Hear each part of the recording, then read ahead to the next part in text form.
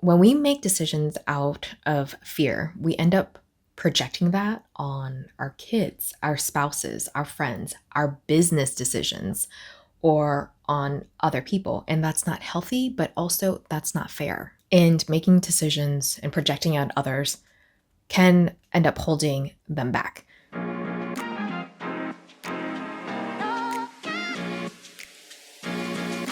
Three, two, one, yeah! After leaving the corporate 9-to-5 grind, I became the boss of my own spiritual business, helping others explore and navigate the human experience from insight, wisdom, and lessons learned along the way. Today, I help aspiring spiritual entrepreneurs gain the confidence to share their gifts with the world. Welcome to the Happy Healing Shop podcast. I'm your host, Trang Pham Nguyen, and each week we'll dive into incredible stories of strength, resilience, and transformation. So, if you are ready for some serious breakthroughs, laughs and tears, and stories that will inspire you, you are in the right place, my friend. Let's get started.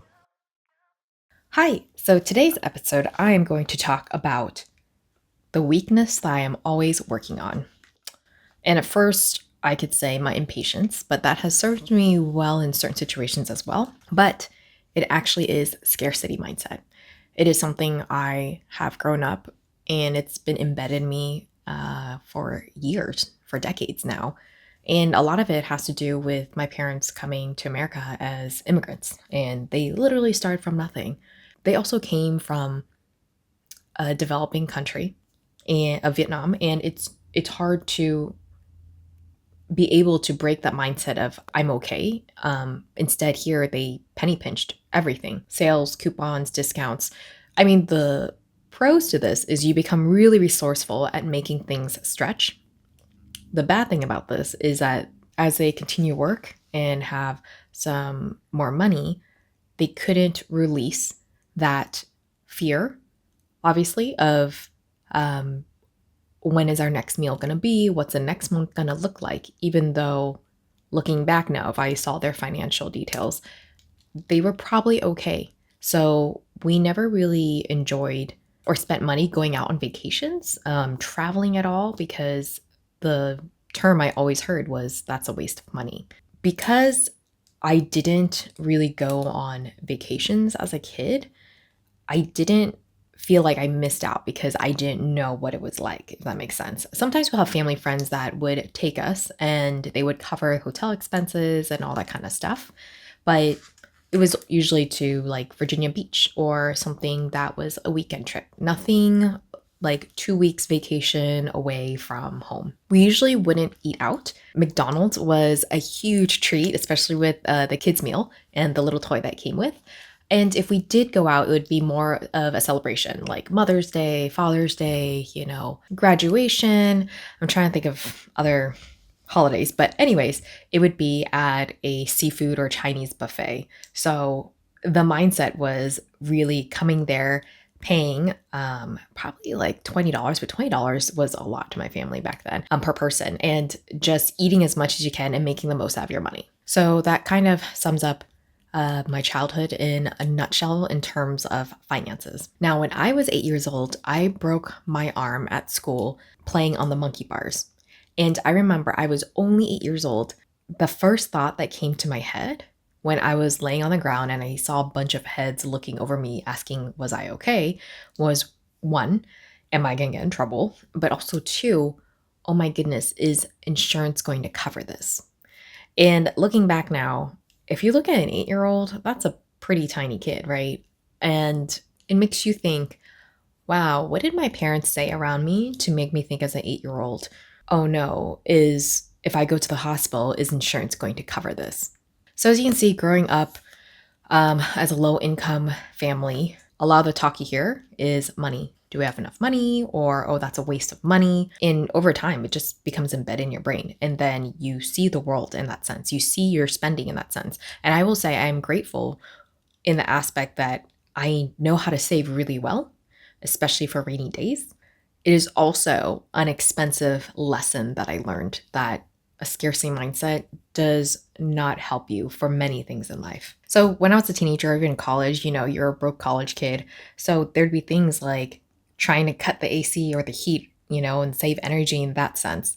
Or when I grew up in high school, I would want to visit my friends and drive over to the house, but my mom would always say, "Oh, how far do they live?" And I'll say 10 miles, maybe 15. And she'll say, "Oh, that's a waste of gas." So everything was always how did it affect money. Now, a huge lesson, or where the scarcity mindset really kicked me in the butt, was when I decided to join Disney. Obviously, I got laid off from NBC.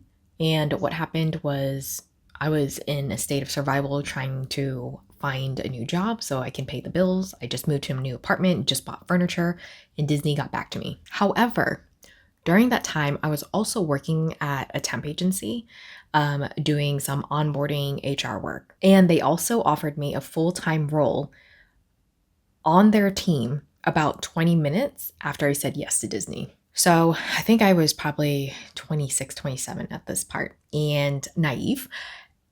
And thinking back, I thought so much about how scarcity mindset really affected me because at Disney, obviously back then, they call it the golden handcuffs.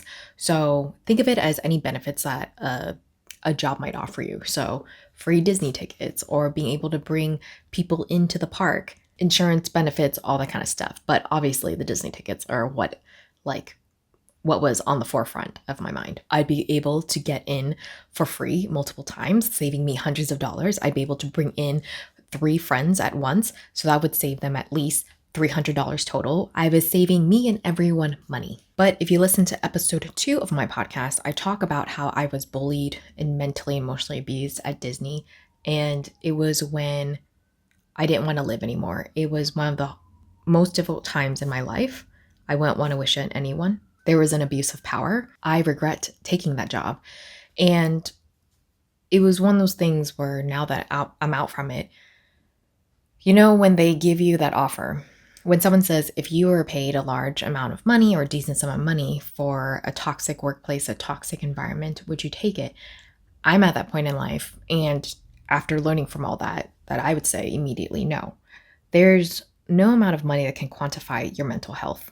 And no amount of money is worth really your happiness.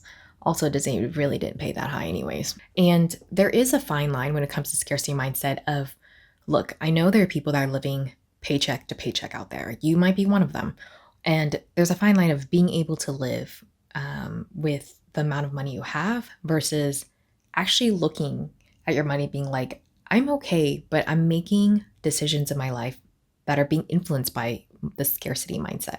I still continue to this day have to fight it and reframe my mindset a lot because it comes in little ways, such as, I'm not going to use AC in the car so I can save on gas in the hot summer, even though I am miserably sitting in this car and not enjoying my drive to see my friend going to the beach, or even not using AC in a house and feeling so uncomfortable where I can't think or be productive or get things done. Or even, I don't know if I want to drive to see my friends because it is a waste of gas. Now, travel, I love travel, so I will always have budget money for travel. But imagine thinking like, I don't want to travel or see new things, give myself a break, invest in myself and go to therapy or go to the gym so I can feel healthier, because that is all a waste of money. The thing is, yes, that can save you money, but that is not a healthy way to live. And I'm trying to think here. If you look from, let's say, a financial person's point of view,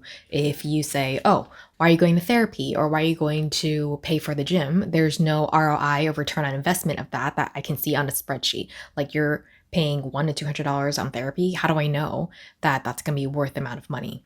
And there's a lot of things in life where you invest in yourself. You can't show the return on your investment in a quantitative numerical form, but rather you're going to see that you feel differently, you act differently, like your patterns change for the better, and people will start to notice it as well. You don't make decisions from fear or from anxiety or from old behavioral patterns that you learned over time. I had to really reframe my mind on how to see it differently of it's worth to invest in yourself.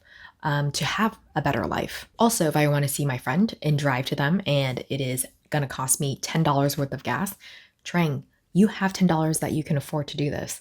And the value of seeing your friends, which make you happy, is worth so much more than $10 worth of gas. If I invest in my health, then later on, I'm not going to be depleted and I'm going to be able to help myself, help others, and not always pour from an empty cup. Making decisions from scarcity mindset is also making decisions from a place of lack and a place of great fear.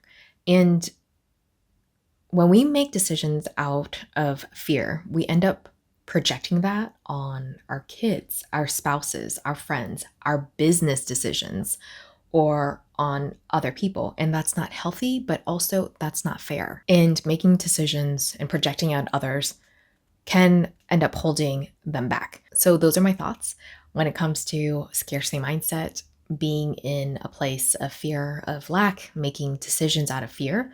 And obviously we make these decisions because we're trying to protect ourselves, right? We're trying to plan for any danger or any uncertainty coming up.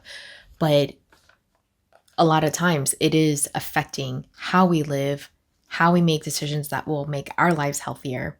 And so just know that there are things in life you can spend money on and you know it's the right thing, but it's hard to be able to prove or to show that it's going to benefit your life in a very numerical way. But if you keep holding on to this scarcity mindset, you will limit yourself so much where it stunts your growth. And you can keep living that way into the point where there might be a breaking point where you can't mentally or emotionally handle it anymore the way you're living, putting ourselves in a lot of discomfort that we don't need to. And so usually that's when we start to recognize these patterns and being like, okay, I need to look at it in a different way because this isn't working for me. So I hope today's episode helped you see things in a different light, know that you, especially if you grew up in financial hardship, that it is a really hard mindset to break. However, also know that it probably created a lot of resilience, a lot of creativity in you on how to stretch things and make ends meet. But it also is very tiring as well. And if you like to be surrounded by a community of like-minded people who understand what it's like to be in your shoes, come join the Happy Healing Club, which is my membership, where there are healing workshops and events, happy hours, an archive of guided meditations, and to get a copy of our self-healing shadow work journal to help you do the inner work, and of course, get support from me. In addition, I do have a Facebook group called Happy Healers, and we also have online courses on how to develop your intuition and work with Reiki energy healing. And there are lots of free resources online at thehappyhealingshop.com. I'll include all those links down below in the show notes. And finally, always remember to shine your light brightly and to share your story, because you never know who it can help, give hope to, or inspire to create a change in their own world. Thanks for listening, and I'll see you next time.